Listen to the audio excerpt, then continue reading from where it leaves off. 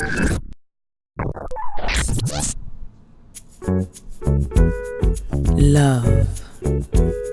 sex, desire, drama, lovers, and the others. And we talk about it all here on Relationship Rhetoric.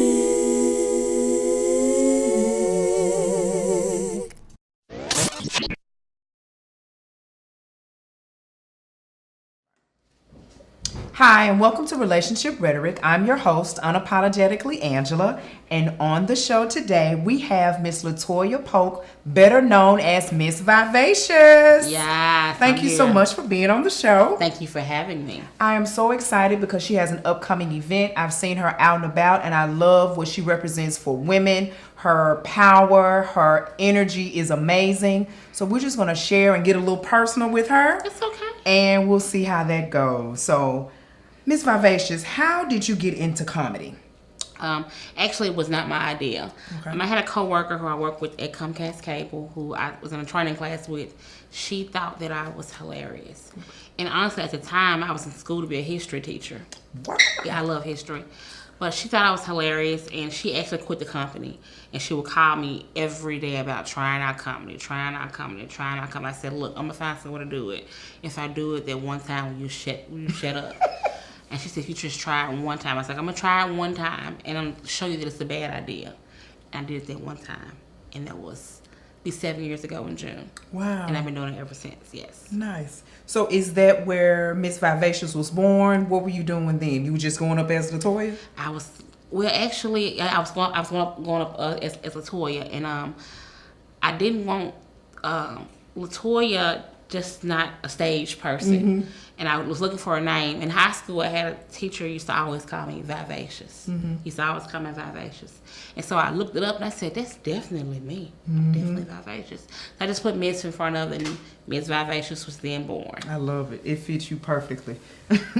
Has your sense of humor ever gotten in the way on a date or everyday life? Yes, it has. Sometimes people don't realize I'm joking, mm-hmm. or they don't get me. Mm-hmm. Sometimes you say something like, "What?" I'm like, "I'm just playing." Sometimes, well, maybe I'm not playing. Especially in my work day, sometimes I can be joking with people, and then too, having this gift, I can get away with saying stuff that other people can't get away with. Mm-hmm. I can get away with saying things that people can't say, and people are, "Oh, she's so crazy." Like, nah, I was dead serious.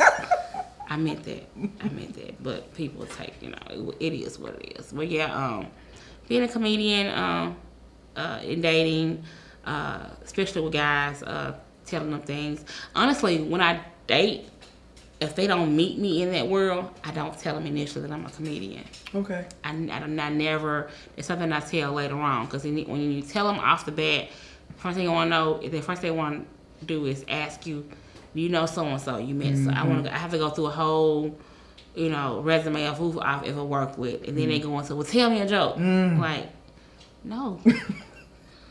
That's not what we're here for. Yeah. Gotcha. Okay.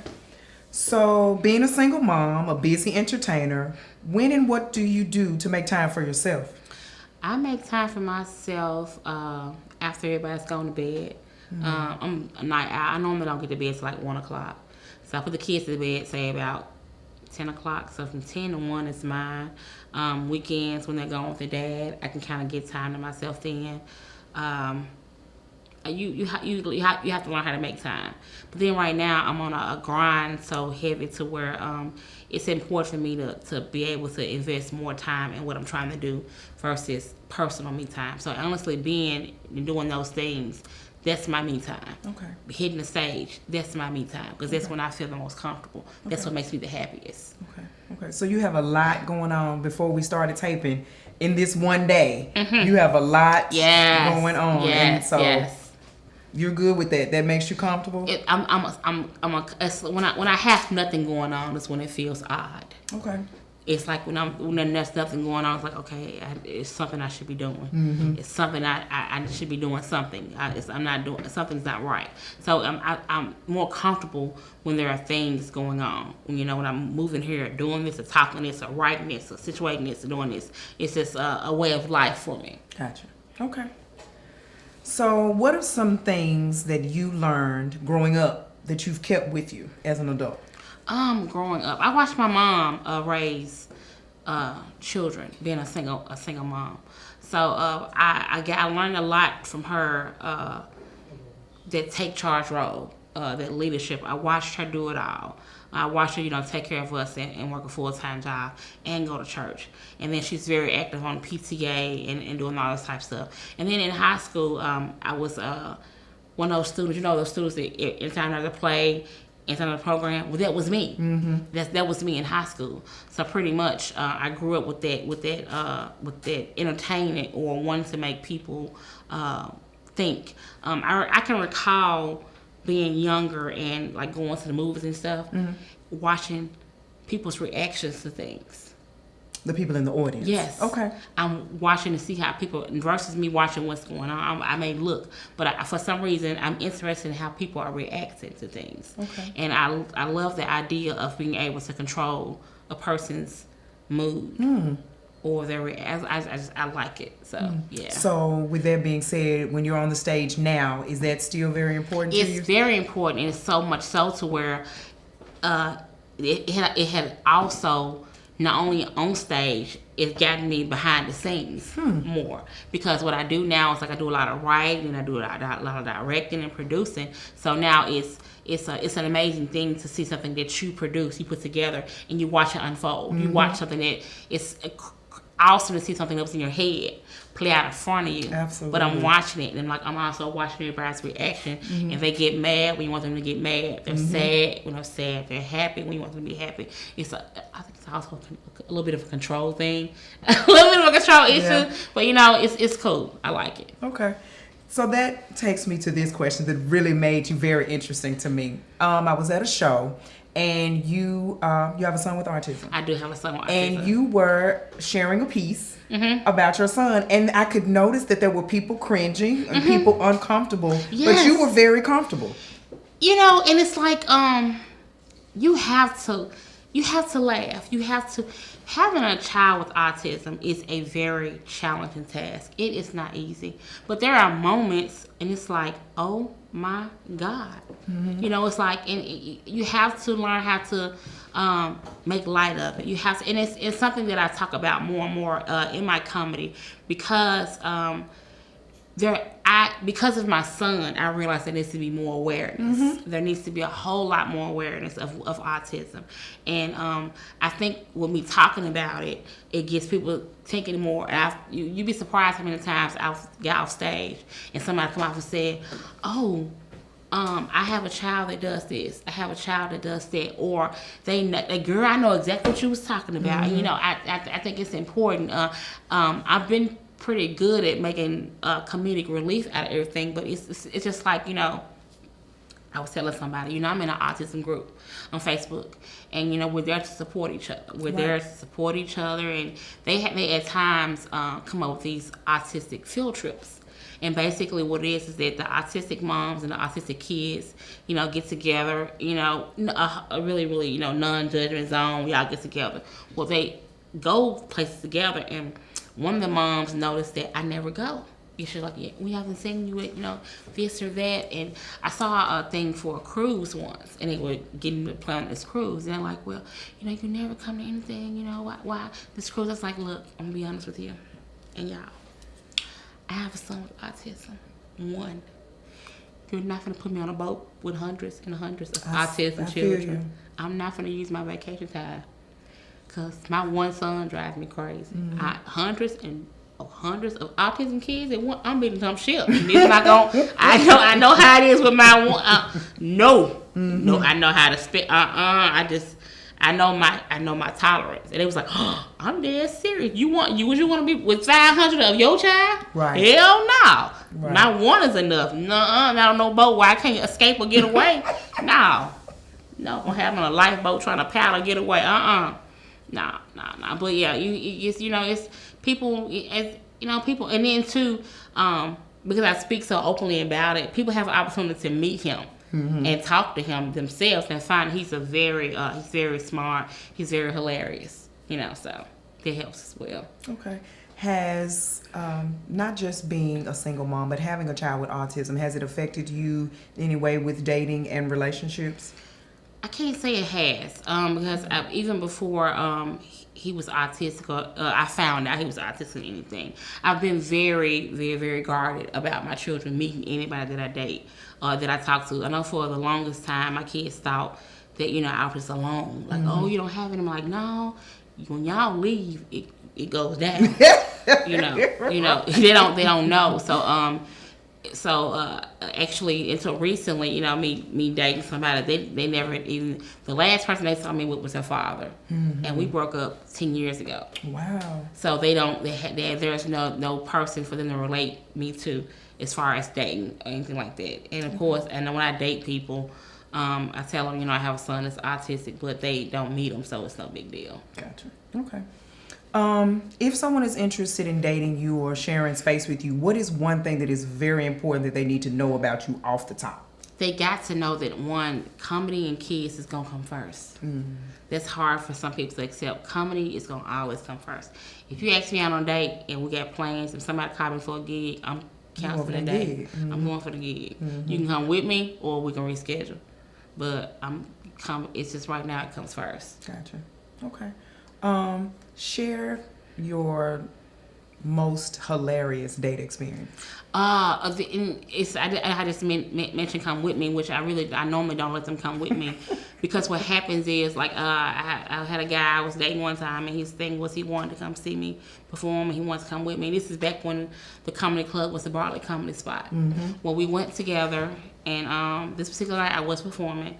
But when we went in, it's one of the type of people that people know me.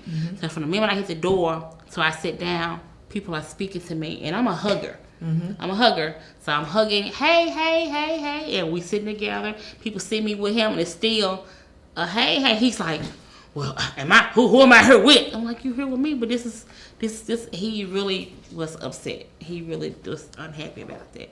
It's like, well, if you want to leave, it's okay. I'm pretty sure somebody in this room will make sure I get home. So he fought through the night, but of course we didn't last. Wow. Yeah. Well, we were just having a conversation about typical. And to be with someone who is powerful, yes, who is an entrepreneur, and like you said, a leader, yes, is quite difficult. It's different. It's definitely a challenge, especially in this world. It's hard to find someone who understands what you're trying to do. I know another issue I have sometimes is that when I meet guys, it's like sometimes, and I meet them, they expect me to immediately make time for them. That's like, I may meet you Monday and we exchange phone numbers. Like, well, when can I see you again? I'm like, well, let me check my schedule. And they like, your schedule? I'm like, well, I had a life before I met you. So it's like, I'll try my best to fit you in, but I'm not stopping what I'm doing just because I met you. Absolutely. And I think sometimes guys expect you to just stop what you're doing because I now have to. No, it's not how this works. No. So it's hard to find somebody who's patient to the idea of, you know what I'm saying, I met her, give her time to fit me, into the schedule. And, once I can, people make time for what they want to do. Absolutely. But right now, I just met you, and I don't even know if you worth me breaking my schedule. So let me get to know you and meet you, and then, we can go from there. Okay. What's upcoming for Miss Vivacious? Oh, what's upcoming? I'm glad you asked. My first live stand-up DVD, What She Said, it's gonna be this Friday, and I'm so excited. It's been a long time coming, and I finally I've achieved so much. I've done so many things. It's one of the things that I hadn't done in my comedy career. Okay. And so it's kind of about time that let's go ahead and get this. I've been too afraid to do it. I'm not gonna lie. I was kind of afraid to do this. You think I can't. It's not something that I can do. I'm afraid nobody's gonna come and show up. So I'm like, I put it off as long as I could. But when God says time, you have to move when He say move. Absolutely. So He told me to do it. So I have to trust Him and go forward. Okay. So give us some information. Where's it going to be? Time? How can we get tickets? Things of that nature. It's going to be this Friday at Heighton Lounge, 6135 Mount Morale Road. Now, if you want to get tickets, you can go to whatshesaid2017.eventbrite.com. Also, if you want tickets, you can hit me up on Facebook under my government name, Latoya T. Polk, or my stage name, Ms. Vivacious. Also, if you want Christian Mingle, Miss Baptist Booty.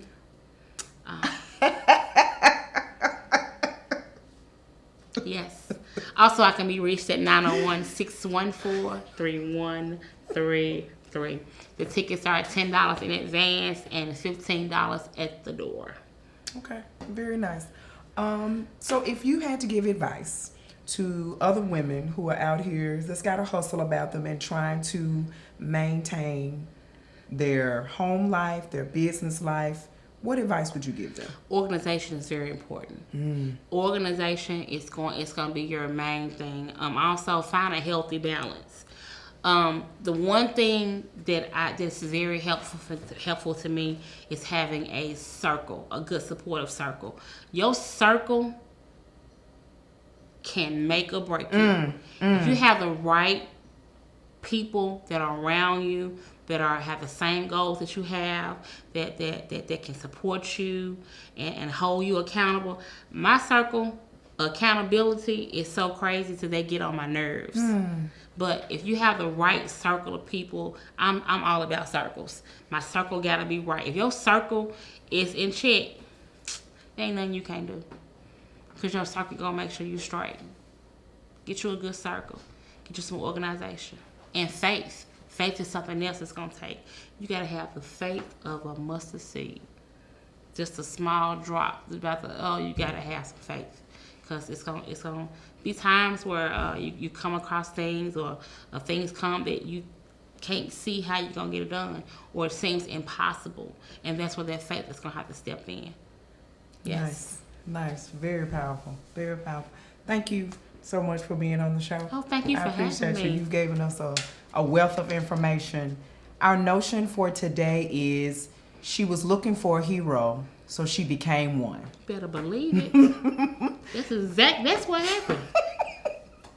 This has been Relationship Rhetoric. I'm your host, Unapologetically Angela. Peace, love, and enlightenment. We ain't apologizing. For nothing. For not a damn thing. Thank you. That was awesome.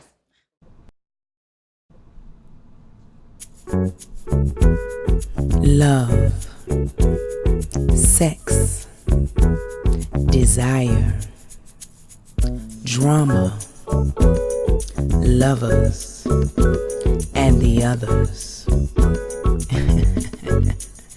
And we talk about it all here on Relationship